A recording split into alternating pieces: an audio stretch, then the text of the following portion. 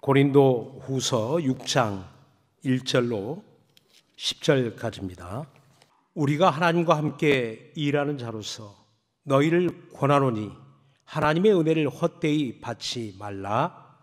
가라사대 내가 은혜 베풀 때에 너를 듣고 구원의 날에 너를 도왔다 하셨으니 보라 지금 은혜 받을 만한 때요 보라 지금은 구원의 날이로다. 우리가 이 직책이 회방을 받지 않게 하려고 무엇에든지 아무에게도 거리끼지 않게 하고 오직 모든 일에 하나님의 일꾼으로 자천하여 많이 견디는 것과 환난과 궁핍과 곤란과 매맞음과 갇힘과 요란한 것과 수고로움과 자지 못함과 먹지 못함과 깨끗함과 지식과 오래 참음과 자비함과 성령의 감화와 거짓이 없는 사랑과 진리의 말씀과 하나님의 능력 안에 있어 의의 병기로 좌우하고 영광과 욕됨으로 말미암으며 악한 이름과 아름다운 이름으로 말미암으며 속이는 자 같으나 참되고 무명한 자 같으나 유명한 자요 죽은 자 같으나 보라 우리가 살고 징계를 받는 자 같으나 죽임을 당하지 아니하고 근심하는 자 같으나 항상 기뻐하고 가난한 자 같으나 많은 사람을 부유하게 하고 아무것도 없는 자 같으나 모든 것을 가진 자로다. 아멘.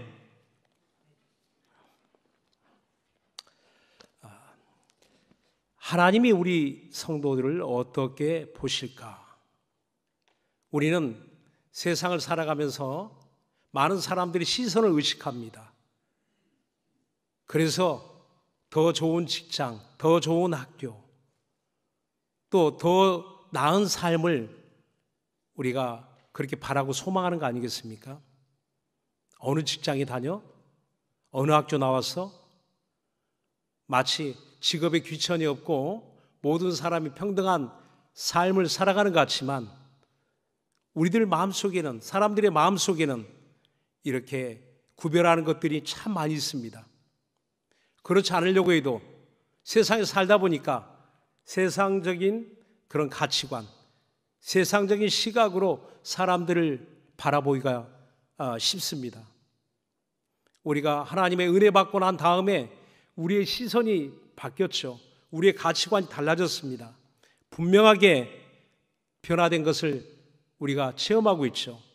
그러나 또 한편에 세상에 나가 살고 있다 보니 우리들의 마음 한편에는 그래도 좀 더 내 자식이 좋은 직장 그리고 좋은 학교 이렇게 뭔가 내 마음속에도 세상에서 더 좋은 것을 바라는 그런 마음들이 있기도 합니다. 물론 그런 삶의 목표가 이젠 우리 신앙의 목적이 있죠. 예수 때문에, 복음 때문에, 믿음 때문에 우리가 더 나은 환경에서 그렇지 못한 사람들을 도와주고 또 섬기는 자세로 우리가 살게 된다면 이보다 더 좋은 것은 없을 겁니다. 이와 같이 오늘 사람들이 많은 시선을 이렇게 느끼고 있는데 우리 믿음 있는 사람은 하나님의 시선을 느낍니다. 하나님이 나를 어떻게 보실까? 하나님이 나를 어떻게 생각하실까? 그렇습니다.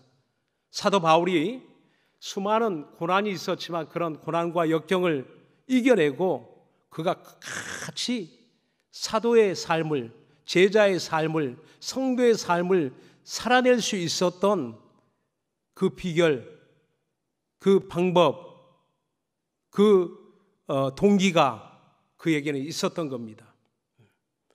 그러니까 아무런 그런 의식이 없이 살아온 게 아니고 그런 분명한 목적이 있어요. 분명한 자기가 이렇게 해야 될, 복음을 전해야 될, 그리고 고난과 고통을 당해도 내가 놓지 않고 내가 멀어지지 않고 오히려 이걸 잘 이겨내면서 나아갈 수 있는 그런 능력이 그 안에 있었던 겁니다. 그게 무엇이었을까? 오늘 사도 바울의 고백을 통해서 우리가 함께 이걸 공감하고 또 우리 모두도 이와 같은 성경에 기록한 그런 사도 바울의 고백이, 사도 바울의 믿음이 오늘 저와 여러분의 믿음이 되었으면 좋겠습니다. 오늘 성경 본문에 보니까 이렇게 고백합니다.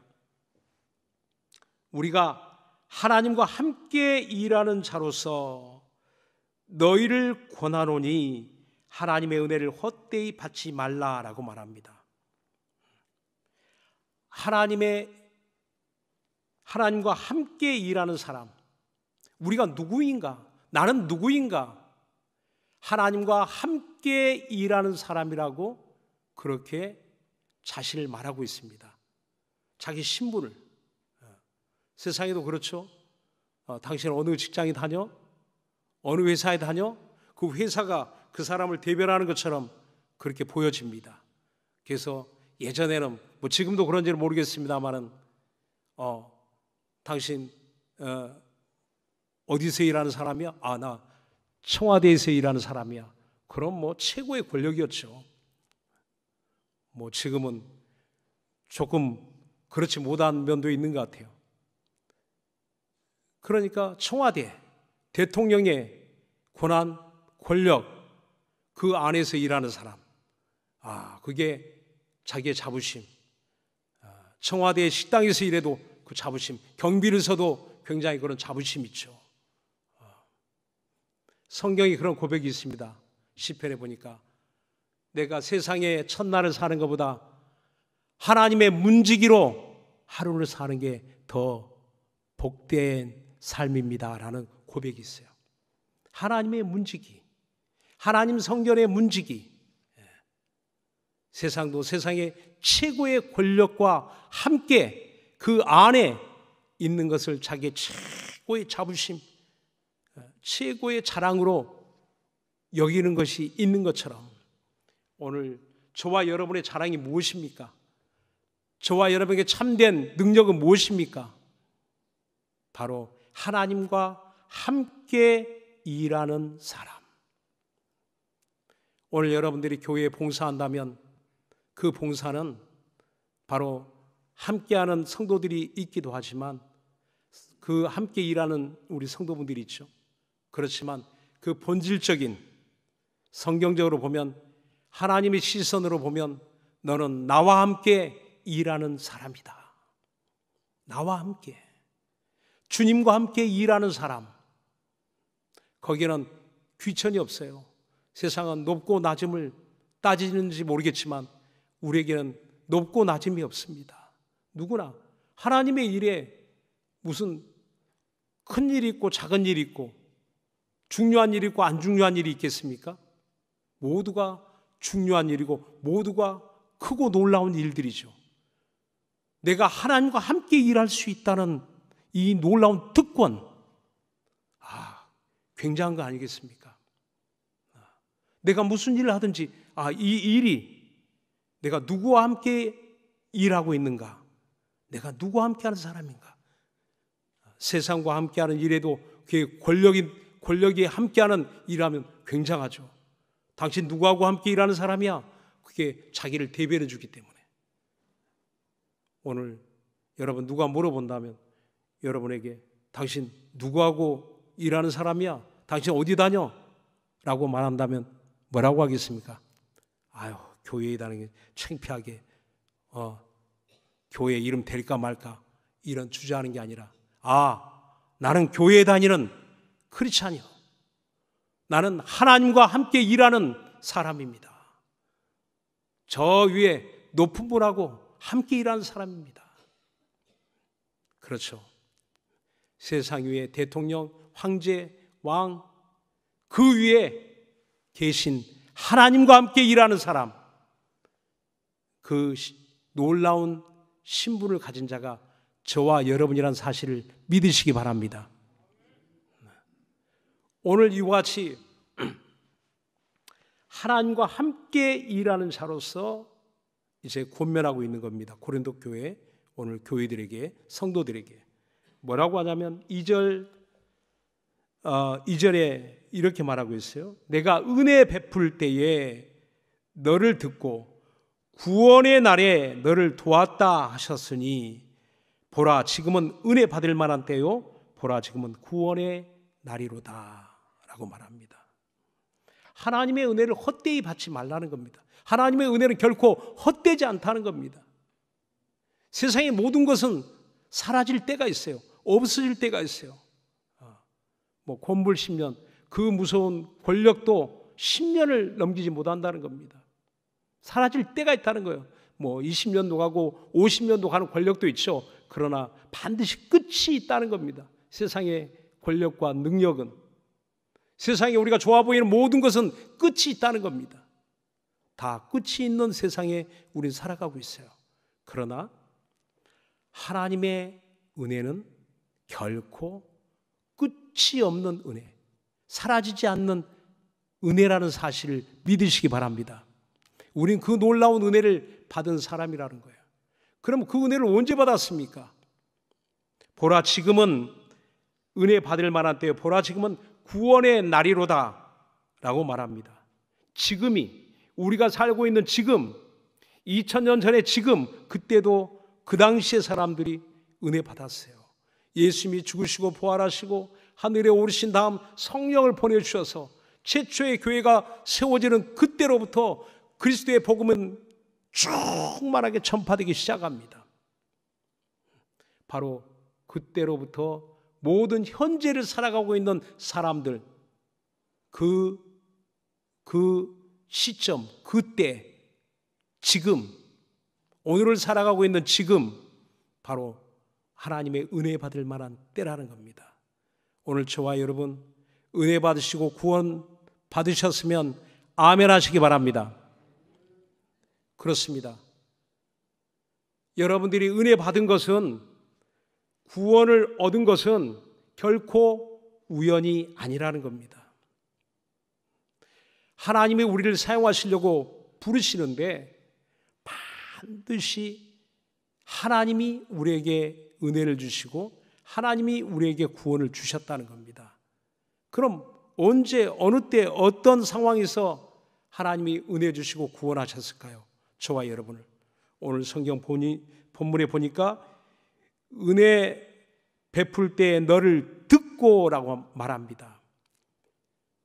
우리의 소리를 들었다는 겁니다. 놀랍죠? 그냥 우연히 지나가다 은혜 받은 게 아니고 우리 소리를 듣고 하나님 들으셨다는 거예요. 과거의 어느 시점에, 지금도, 앞으로도 하나님 들으신다는 겁니다.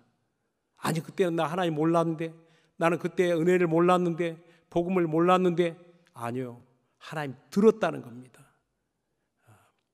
출애굽할 때요, 이스라엘 백성들의 신음소리가 하나님께 들렸다라고 출애굽기 2장 23절로 25절에 말씀합니다.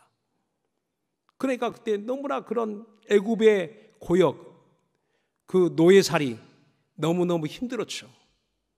그러니까 사람들에서 그 신음소리가 나오는 거야. 고통의 소리가 나온다는 거야.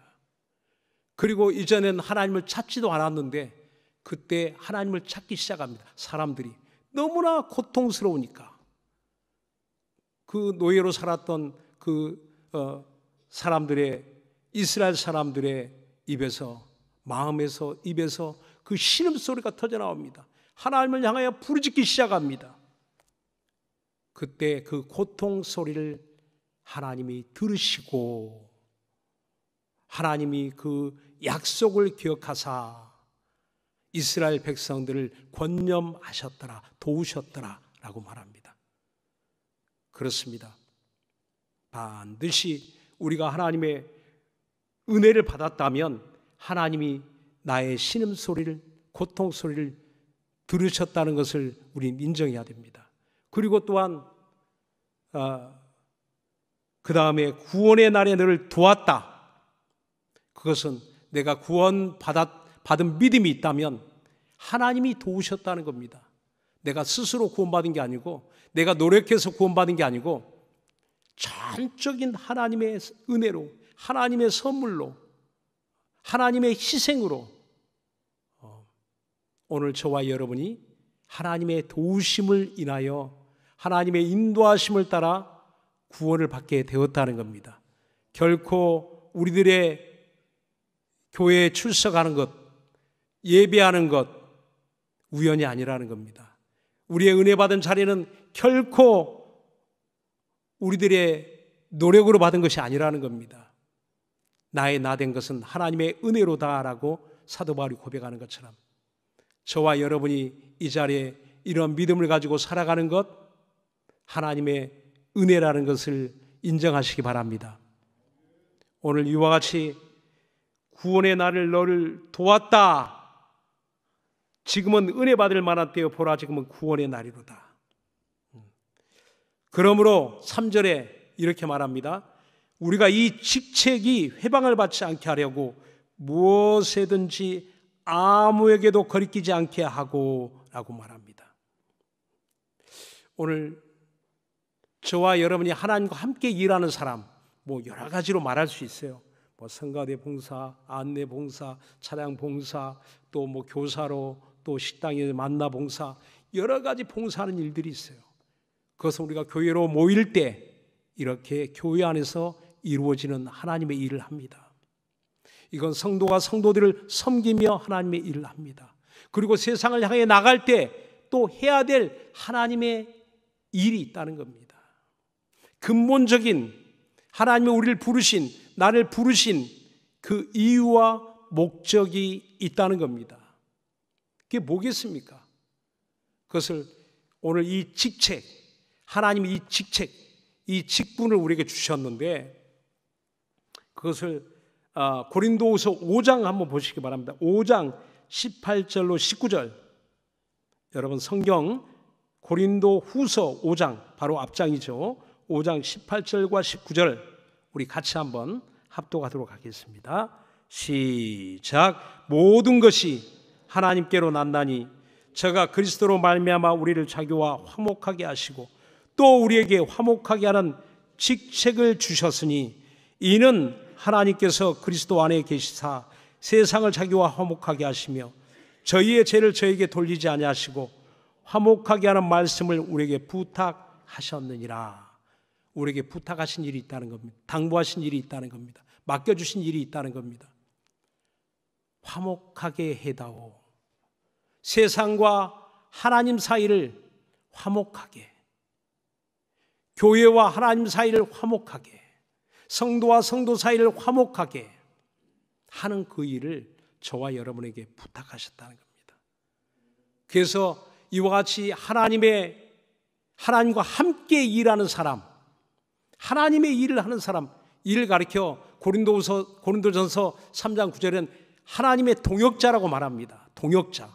함께 한 목적으로 일하는, 하나님과 함께 일하는 사람을 동역자, 하나님의 동역자라고 말합니다. 그러니까 하나님의 동역자가 가는 곳마다 화목해하는 일이 일어난다는 거예요.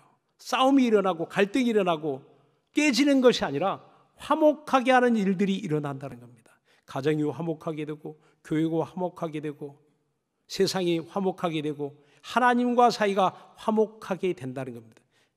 잘못된 걸 수정하게 함으로써 화목하게 하는 것, 회개함으로 화목하게 하는 것, 그렇습니다. 그 일을 우리에게 부탁하셨다는 거예요. 자, 그 일을 함에 있어서 교회 안에도 우리가 진정한 하나님의 일꾼들이 모이게 되면 싸우지 않죠. 정말 화목하게 됩니다. 화목하게 됩니다. 물론 그걸 원하지 않는 사람들 때문에 다툼이 있기는 하지만 그러나 같은 마음을 가지고 같은 성령의 충만한 인도하심이 있다면 화평케 되고 화목케 될 것입니다. 자, 이와 같은 하나님의 일꾼이 살아가는데 매일 좋은 일, 기쁜 일, 이런 일들만 있으면 얼마나 좋겠습니까? 이런 하나님의 일꾼의 삶 속에 일어나는 일들이 어떤 일들이 일어나고 있는지, 그리고 어떤 반전이 있는지, 그리고 어떤 변화가 있는지 오늘 이 성경 본문에 이렇게 말합니다. 크게는 3가지로, 작게는 나눠보니까 27가지를, 무려 27가지를 말하고 있어요. 자, 우리 4절, 5절 이렇게 말합니다. 오직 모든 일에 하나님의 일꾼으로 자천하여 많이 견디는 것과 환난과 궁핍과 곤란과 매맞음과 갇힘과 요란한 것과 수고로움과 자지 못함과 먹지 못함과 이럴지라도 사도 바울은 하나님의 일꾼으로 자천하에 많이 견뎠다. 나는 많이 참았다. 많이 이겨냈다라고 말합니다. 그러니까 이건 다 하나님의 일꾼에게 닥쳐오는 그런 여러 가지 고난을 말하고 있죠. 고통을 말하고 있죠. 반드시 하나님의 일꾼에게는 고난이 있다는 겁니다. 근데 그런 고난을 어떻게 해요? 많이 견뎌야 된다는 겁니다. 많이 이겨내야 된다는 겁니다. 종교개혁이 시작될 때 루터가 비텐베르크 그 성당 문에다가 95개조 반박문을 붙였어요. 그게 그때부터 루터에게는 고난의 시작이었습니다. 고통의 시작이었습니다. 그 교황으로부터 파문을 당하죠. 가톨릭에서 파문을 당하죠. 그리고 그 나라에서 추방을 당하죠. 그 당시에 가톨릭에서 파문을 당하고 추방을 당한다. 그 죽음을 의미하는 겁니다. 그 종교개혁 그 이전에 1417년에 영국에서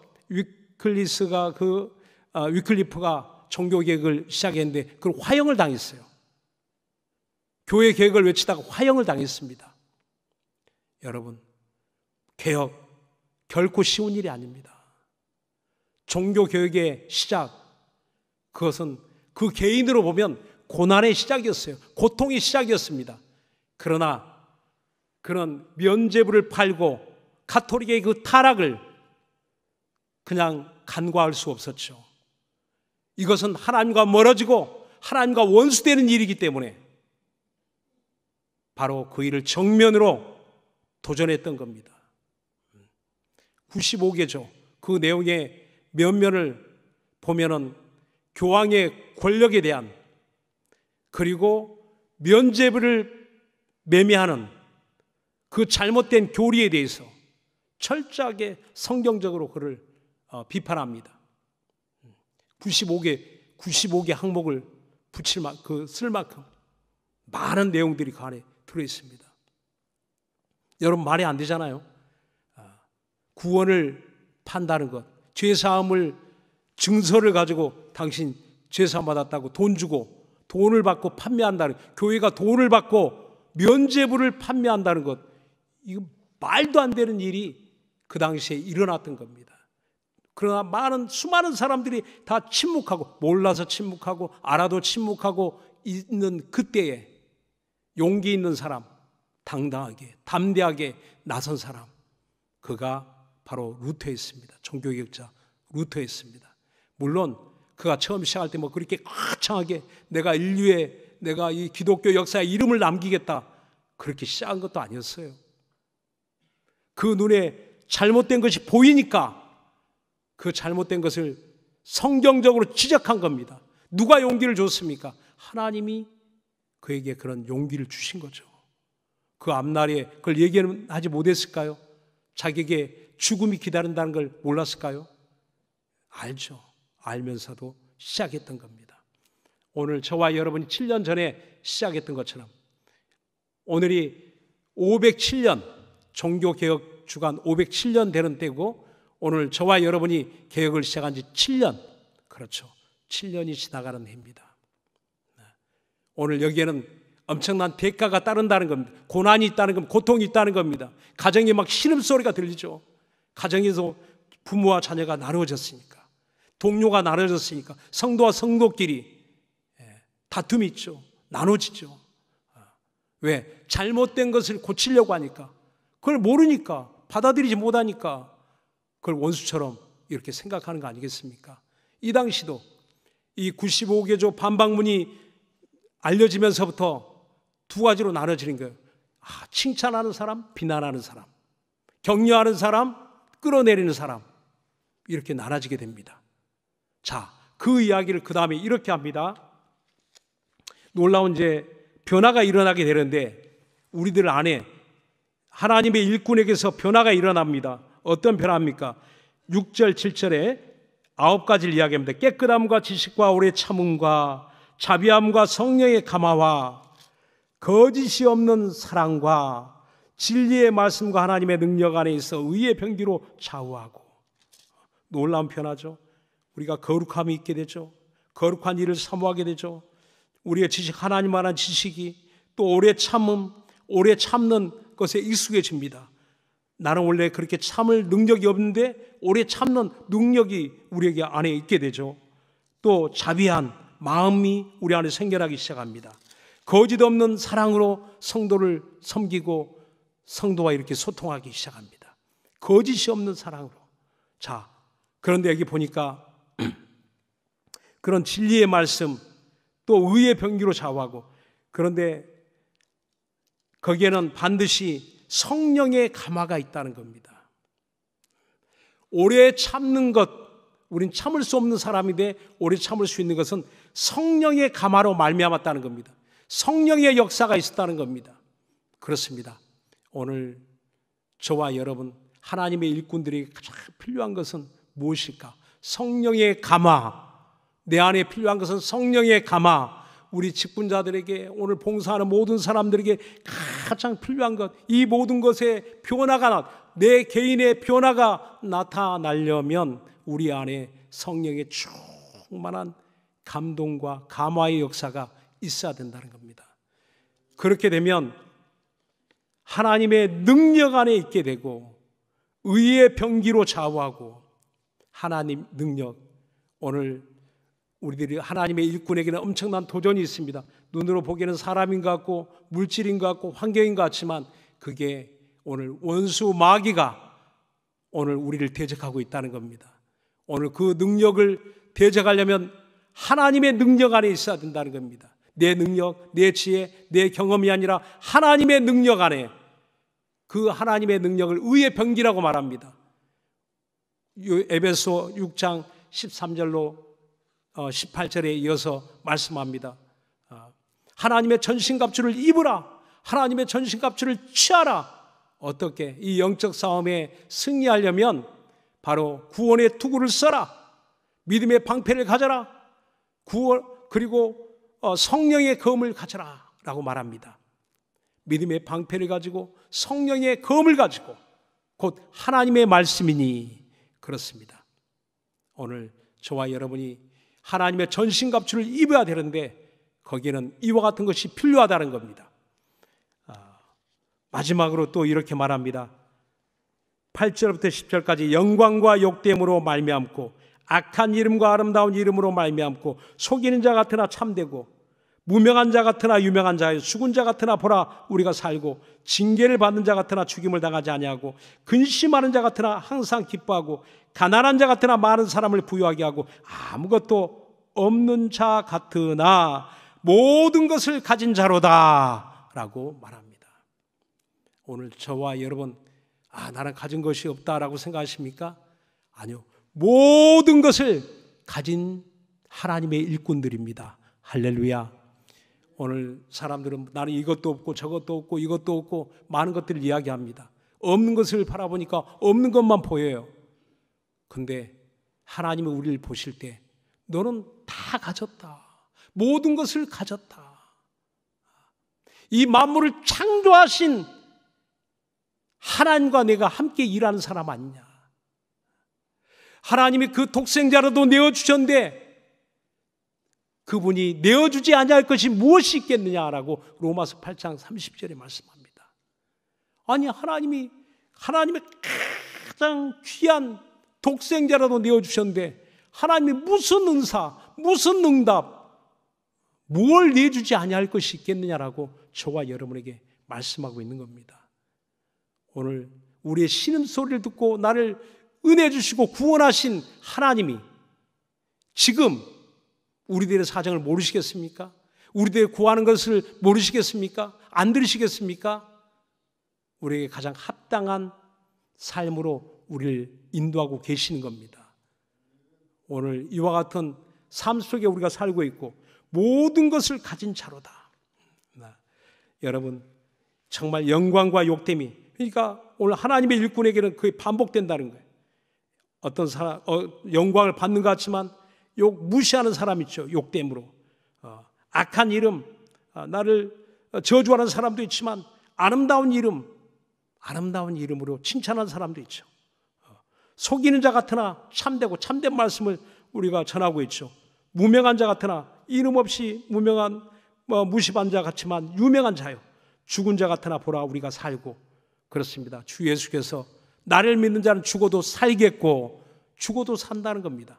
지난주에 창례를 4번 이렇게 문상을 다녀왔는데 다 성도들의 죽음 하나님이 귀중히 여기시는도다. 죽은 자 같으나 없어지는 것 같으나 사라지는 것 같으나 그러나 결코 슬픈 일은 아니죠. 이별의 잠깐은 슬프지만 그러나 하나님이 낙원을 준비하시고 부활을 준비하고 천국 영생을 준비하셨으니 그게 어떻게 절망입니까? 죽음은 절망이 아니죠. 새로운 시작이 되는 겁니다. 오늘 우리는 죽어도 살겠고 그렇습니다. 죽어도 사는 신앙이 있기 때문에 독생자 예수 그리스도를 우리가 영접했기 때문에 우리 안에 모든 것을 가진 자로다. 오늘 저와 여러분이 하나님의 일꾼으로 살아간다는 것, 하나님의 동역자로 살아간다는 것, 모든 것을 가진 자라는 것을 믿으시기 바랍니다. 할렐루야. 기도하겠습니다.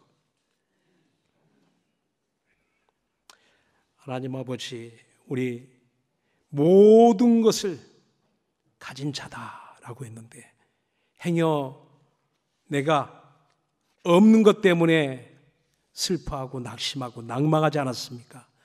하나님 다시 한번 성령으로 말미암아 내 영혼을 부욕케 하시고 성령으로 말미암아 하나님의 능력으로 무장하여 하나님의 일꾼으로 당당히 살아가게 하여 주옵소서.